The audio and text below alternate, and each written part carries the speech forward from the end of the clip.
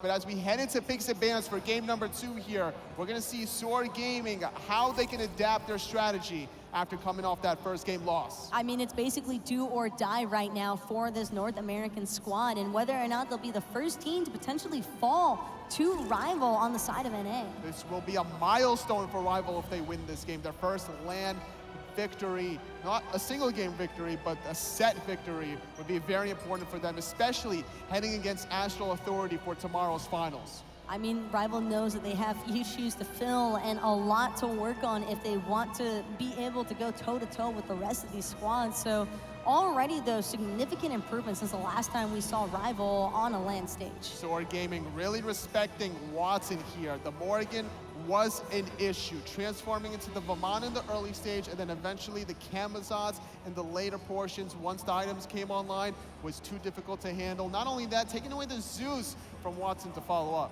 You just want to really make sure that Rival aren't able to have these comfort picks for Watson. Watson is just so proficient on these high damage dealing mages in particular.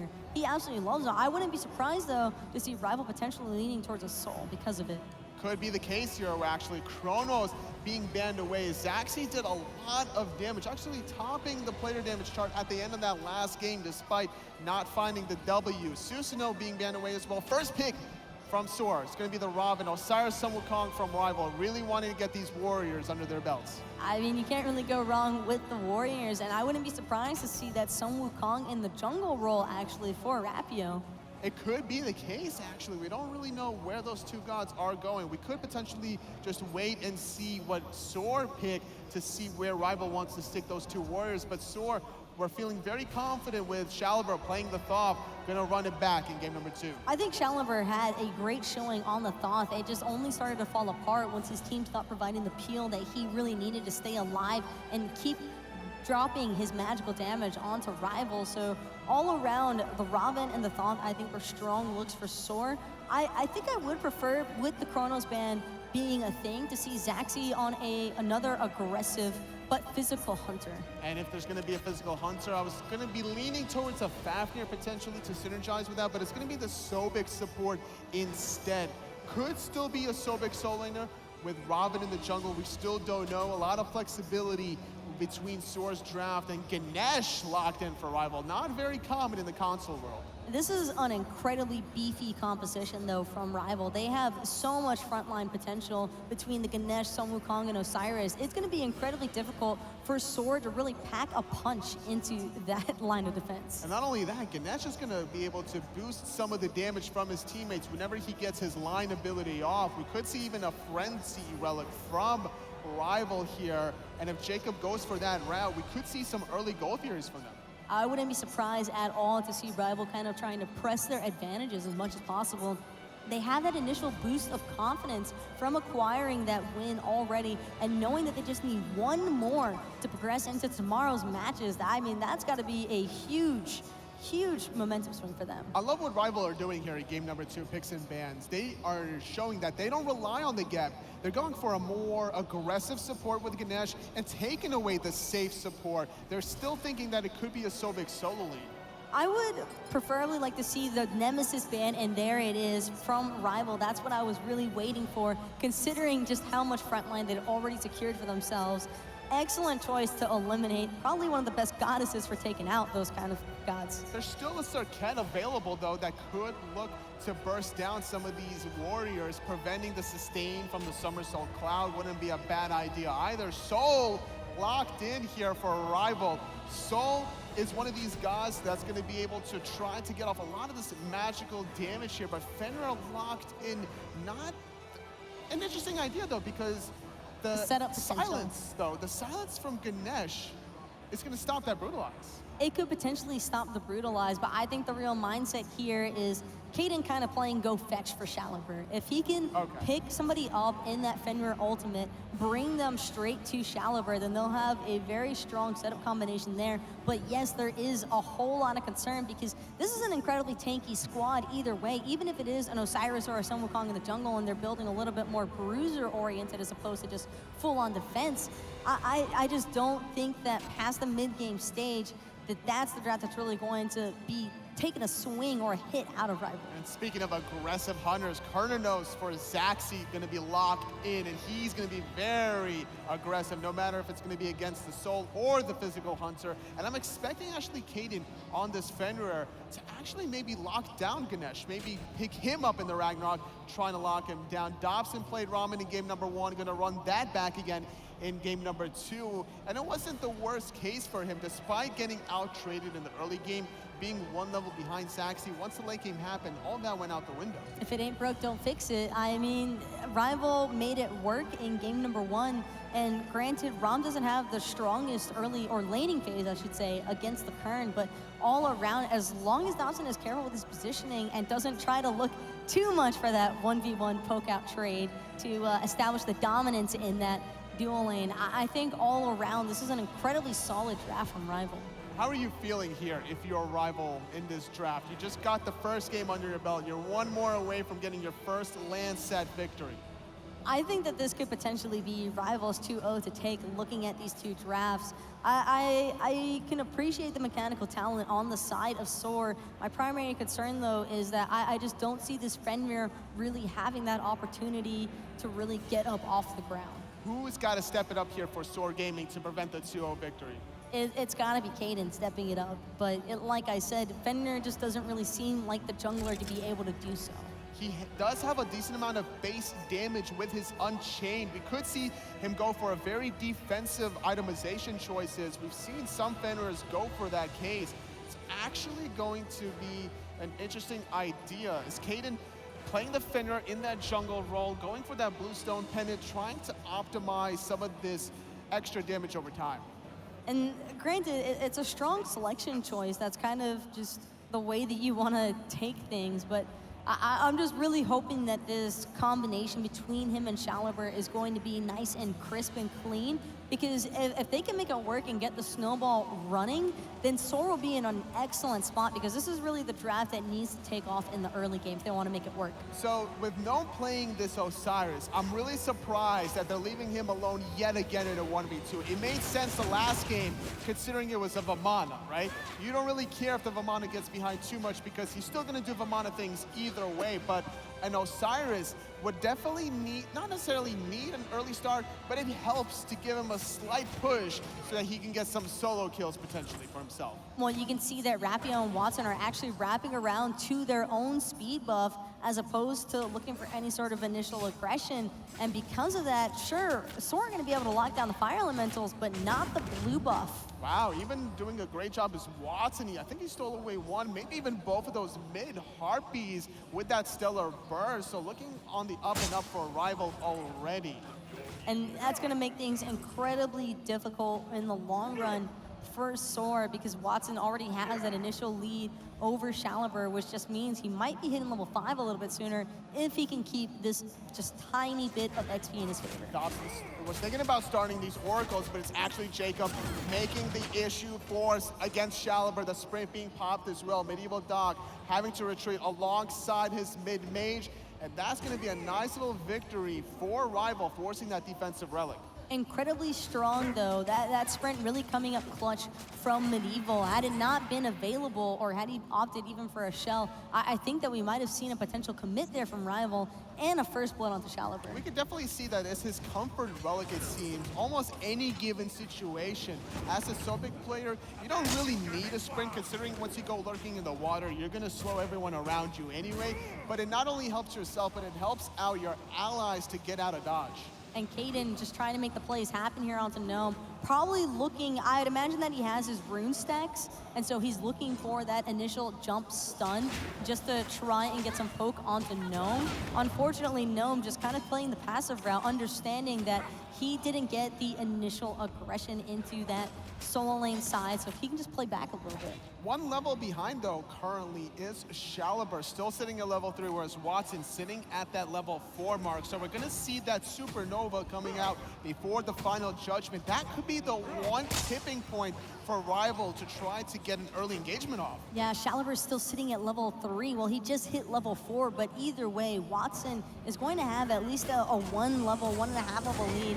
Watson trying to be the lone contesting factor for those fire elementals. Soar are going to be able to lock those ones away, but Kaedan's still level 4. It's still the 3-minute mark, so you could see some members a little discombobulated in terms of backing to finish off some boots, or at least getting the tier 2 boots to try to make the plays happen before some of these buffs respawn. Already Kaedan looking for the plays to happen. He is sitting at level 5, and he's actually not getting any points in the Seething Hell quite yet. He wants to maximize his first and third ability to get the burst damage out. And that's the ideal way to do it with Fenrir. You want to max out those first and third abilities. The one, because it just does so much damage, and when you have that half cooldown factor, considering if you land on an enemy god or not, you just want to keep adding on to that. And the Brutalize, of course, just so much damage between those two abilities early on. Zachsy now sitting at level 6. He's actually getting zoned away by Dobson while the rest of Rival is trying to contest this red buff. Supernova even coming out, forcing Kaedan out of the situation, as well as themedievaldoc. Now going to the sky, missing the first snipe, but it doesn't matter because Rapio comes down from his cloud for that first blood. Unfortunately for themedievaldoc, he was only level 4 and he was all out of mana regardless, so there was just absolutely nowhere for the Croc to go. The sprint couldn't even help him get out of that one, unfortunately. It's going to be another first blood for Rival, but the last game, that first blood didn't really amount to much. It was Sword that was still doing a great job farming. However, getting a 1,000 goldie with this red buff invade puts Rival in a comfortable position to start pushing these minions under tower. And that's the thing, is that last time around, it was Rival finding the kills, but not really finding anything afterwards. That play right there, where they invaded both the red and purple buffs, is exactly what Rival needs to do every time and capitalize off those picks. And look at the wards from Rival around the red buff. It's almost a perfect square between the harpies and the bottom of the red buff there. Already, you could tell that the dueling is going to be the focal point for Rival's aggression. An incredibly aggressive warding placement as well. When you have that entire area sanctioned off, you just know that Rival are pretty much going to be anticipating every single little motion that Soar's making. And Zachsy can't be as aggressive compared to the first game the way that he really wants to with this sort of aggression from Rival. This could be the right idea for Rival in terms of shutting down this Hunter out of Soar Gaming that's been known to play aggressive almost every single game. He's not going to really have much of an opportunity to. Kaedan, again, kind of just soaking up the XP. Fenrir, you really want to be getting in there and just playing as aggressive as possible, but this is the issue that the concern that I had for Soar. It's just, who do you choose to go on into such a tanky composition? And not only that, a Fenrir that is not getting ahead is going to be staggering quite heavily. A Fenrir from behind is one of the worst junglers. I mean, you're looking at maybe Naja, that could be a little bit worse than Fenrir, because at least you can still, you're basically an ult bot if you get too far behind and you don't have the items to complement it.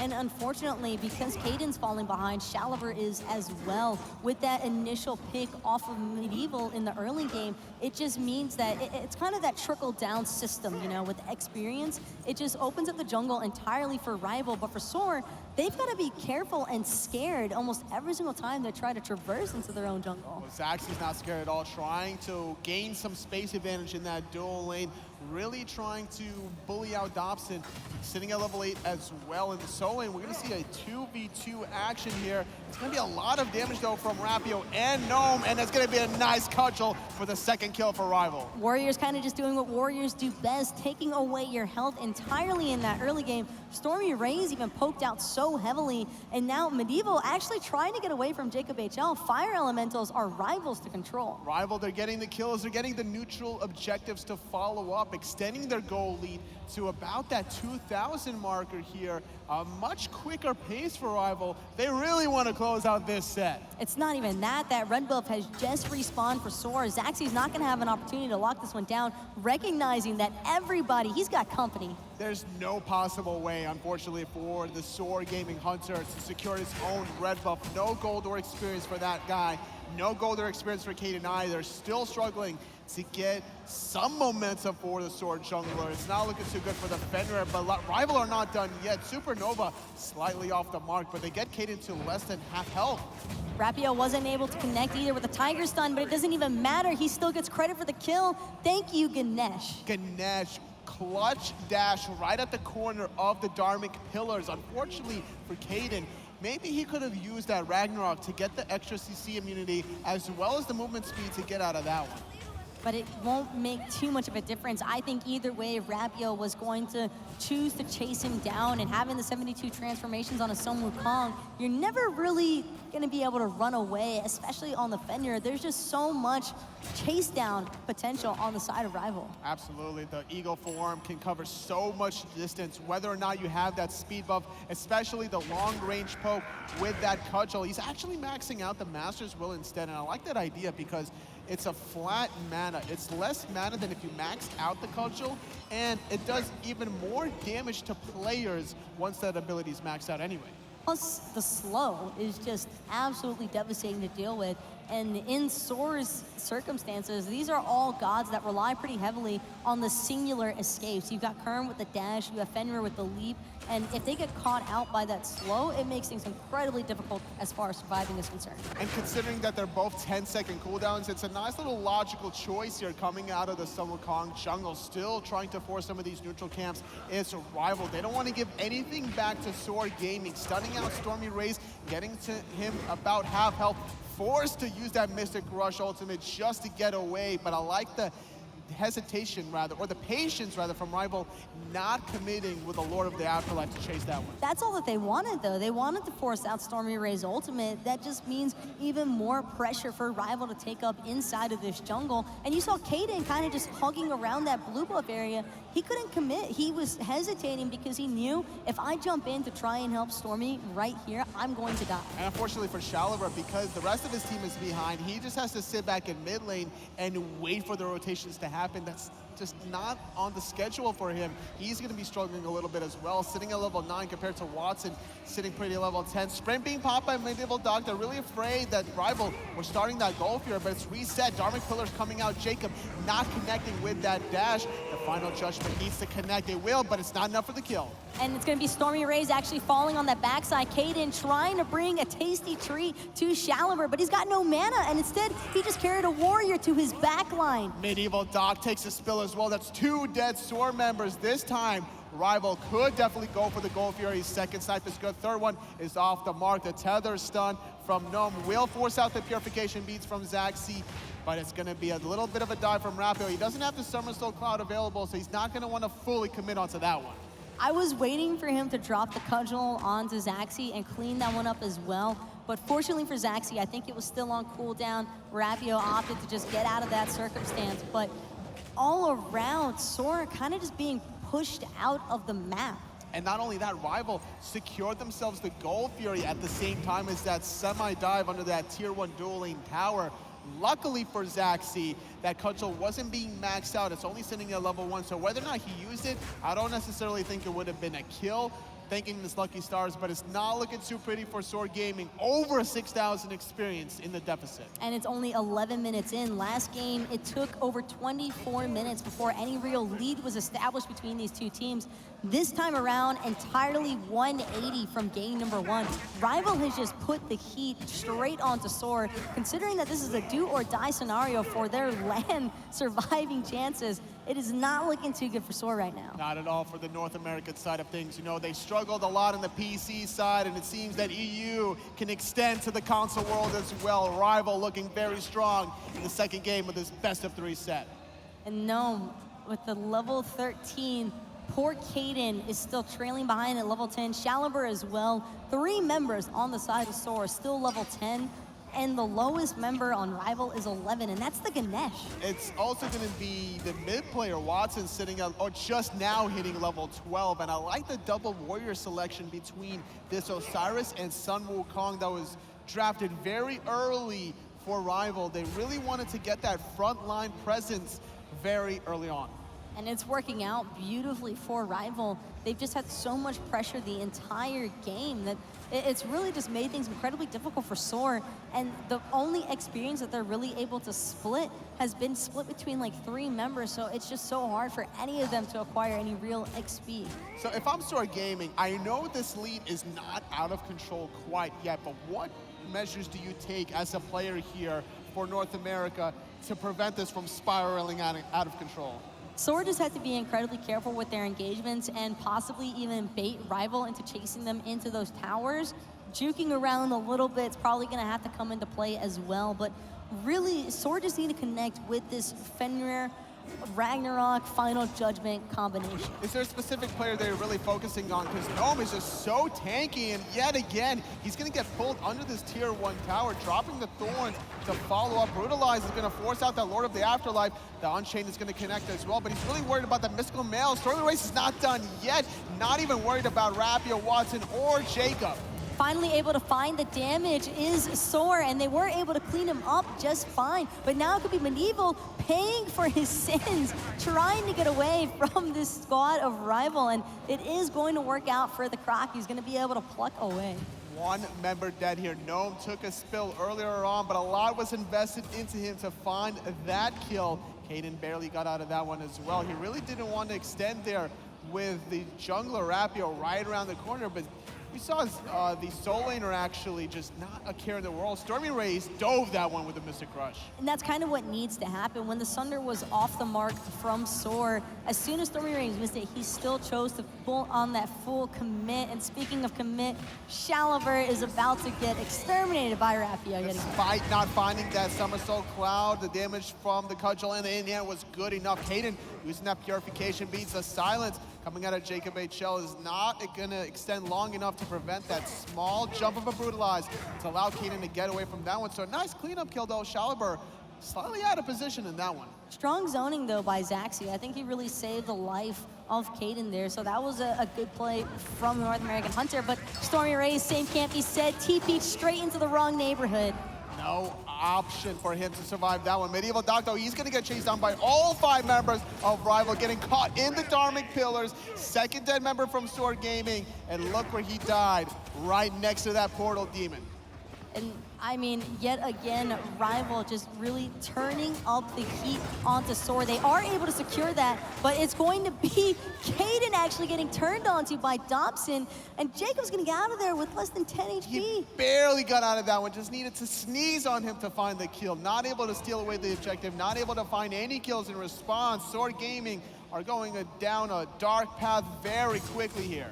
And I was just about to say, that kill onto Gnome for Soar, that was pretty much what they needed to happen. Not necessarily onto Gnome, but just if they're gonna commit to a player, they need to actually find the kill on them. They don't have any room for a mistake, because even the slightest overcommit or overextend is just going to lead typically to the entire team dying, but it seems as though it doesn't even really matter. This golden experience difference is quickly getting out of hand for Soar. Watson making the rotation on the right-hand side. 4 members from Rival are here, while Dobson is sitting pretty around that Gold Fury. He got the Oracle vision that he needed. He's not going to pull the trigger quite yet, but it's all 4 members of Rival pulling the trigger on this tier 2 solo tower. The Wild Hunt, nobody even cares on the side of Rival. Rapio's up into the cloud. Final Judgment off the mark, and now with the Aegis coming out, it's going to be Gnome cleaning up Shalaver in the backside. Gnome getting a double kill. Rapio finding one as well as Watson with a double kill of his own. That's going to be a deicide as Rival cleaned all Soar members. They're going to get the tier 2 tower on the right-hand side, and Dobson split pushing like a maniac down the mid lane. By the way, that deicide came at 16 minutes, and on top of that, it was a 4v5. There's going to be a Phoenix in not even the 20-minute mark. No Fire Giant to complement Rival. They're feeling so good in this second game. They've got the creep wave. This is definitely possible.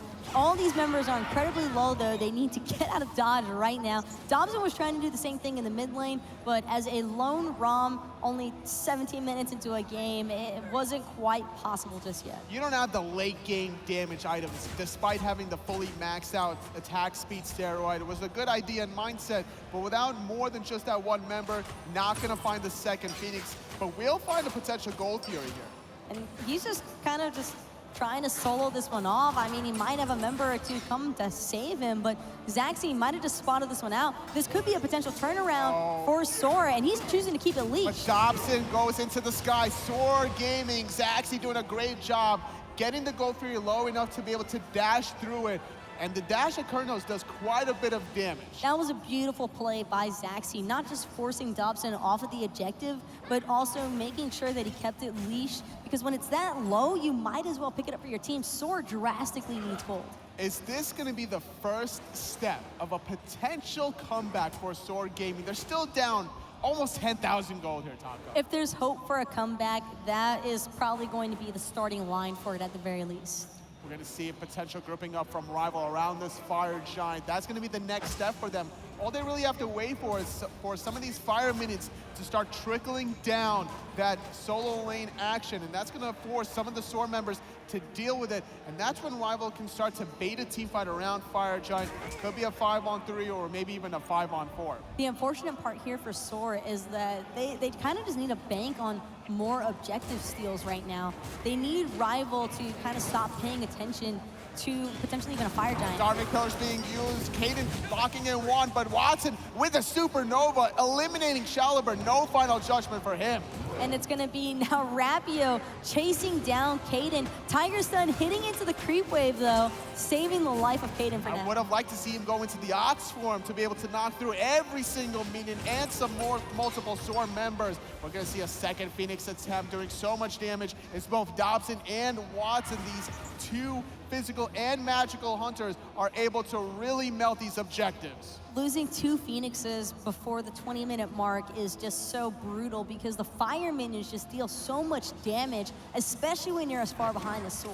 Team Rival are looking so good to close out this set. They got 2 very important Phoenixes, and now it's going to be StormyRays trying to hold on for dear life, preventing this Fire Giant. Goes up and down with a Mystic Rush. Dobson is not done yet. Watson trying to find the last hit, forced to go in the Aegis to run away, but a Gnome cleaning up the solo laner. Kaedan just off the mark with that jump, and instead it's going to be him jumping into 4-5 members on the side of Rival. Completely locked down yet again. This Fenrir has just had an incredibly rough time against Rival. Second Soar member dead for quite a while. 25 seconds on StormyRays and Kaedan. It's up to themedievaldoc to try to find something in return. Gonna intercept the dash from JacobHL. Final judgment though will hit 2 up and down. Goes Gnome connecting onto themedievaldoc, eliminating the third Soar member, but without much health pools on the Rival members, they're forced to reset, go for the Portal Demon while allowing some of these fire minions to flood down the lanes. At least it keeps Rival off the Fire Giant temporarily. That's pretty much all Soar is trying to accomplish right now. Just prevent Rival from securing this Fire Giant as much as possible, allowing Shaliber enough time to try and get a little bit more damage online to potentially have a final judgment whisk it away from this European team. 18-2 read this kill scoreboard. 90% of all the kills are going to Rival right now. This European squad has come to play. They are not messing around here. They want their first LAN set victory at Soar Gaming. They were able to defeat Rival their last LAN encounter, but this time it's not looking fruitful for the North Americans. It's not looking good at all, and now it's going to be Rival heading down to this right-hand Phoenix that's already been taken out once, only going to be able to regen half HP, and I don't see it lasting for much longer. Especially with a Fire Giant from Rival. They're looking to close out this right side Phoenix. Kaedan was split pushing on the left-hand side for the time being, trying to get experience any way that he can find it. Mid Phoenix is not due to respawn for about another minute or so, so they're going to head over to the left-hand side while there's another 2,000 gold waiting for them and a third Phoenix. And all around, just an incredibly tough match for Soar. They were just really unable to really have too much of an impact against such a tank-heavy composition from Rival. This is a beautiful draft by Rival. So would you say that the game was already lost from Soar in picks and bans after the first 3 Rival picks? I kind of hinted towards that at the start of the match. I didn't want to be, you never want to be completely one-sided, but it's just, I just didn't see the damage potential out of Soar's draft. Well, Soar Gaming trying to hold on for dear life. Their last Phoenix standing on the left.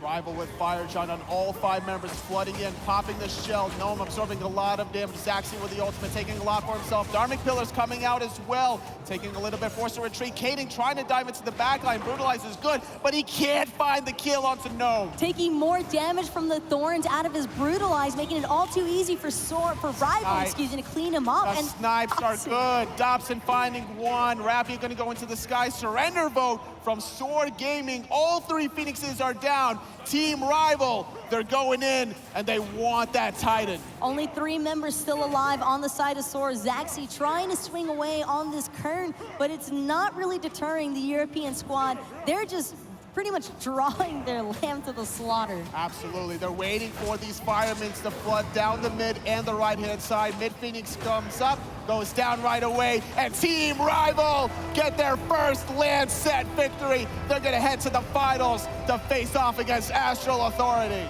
And these guys have got to be feeling great right now, taking out the 2nd seed from North America. What an incredible feat for this European team to finally accomplish. Rapio, he's waited so long for this opportunity, and he gets the 2-0. Very dominant performance out of that European jungler. You know that they're more than ready to face off against Astral Authority tomorrow, and again, just both games, they were kind of just feeling each other out. In game number 1, Rival set their sights on exactly what they needed to do, and they accomplished it wonderfully in the 2nd game. We saw in the first game just how long and drawn out it was. Like we saw before, it wasn't until that 25-minute mark before the action really picked up between these two teams, as they were still kind of feeling themselves out for the little bit. But now, in game number 2, Rapio with the Sun Wukong being so hyper-aggressive. Man of the hour for sure, the entire way through, just putting out so much damage on this Sun Wukong, able to find the cleanup kills in the backline side, and that's really the more important part, was he just completely locked Kaedan out of his own jungle. And that's never a good feeling if you're a Fenrir jungler, whether he was playing the Camazotz or the Sun Wukong, he was the man of the hour. Rapio getting this W, it's about damn time. It's of course, though, he had the rest of his squad to back him up, and they did an excellent job. They really played as a whole unit, and that's kind of something that we aren't really accustomed to seeing from Rival. That's kind of always been their downfall, is they tend to just be a little bit more chaotic. They tend to break up in these team fights, but it didn't make a difference. This time around, they finally found the synergy that works, and they made it happen. Absolutely, Rival have to be feeling so good, but now, if you're Astral Authority and you just see this game, you're here, you're looking at your European competition, a team that you don't normally face, and they're gonna have to worry about Rival, but we're gonna be hearing from a Rival member as Aggro is on the stage. Thank you very much, Toli and Taco. I'm joined by Rapio, the jungler for Rival. You finally did it. How does it feel? It feels great, and to do it on EU soil as well is just perfect. I was going to ask you, I mean, this crowd was definitely going for you guys. I mean, usually you're on the NA turf. You think the home field advantage is all you needed? I mean, we're a team that doesn't really deal well with people just in our faces, so the separation, just being in our own zone, just let us play how I wanted to.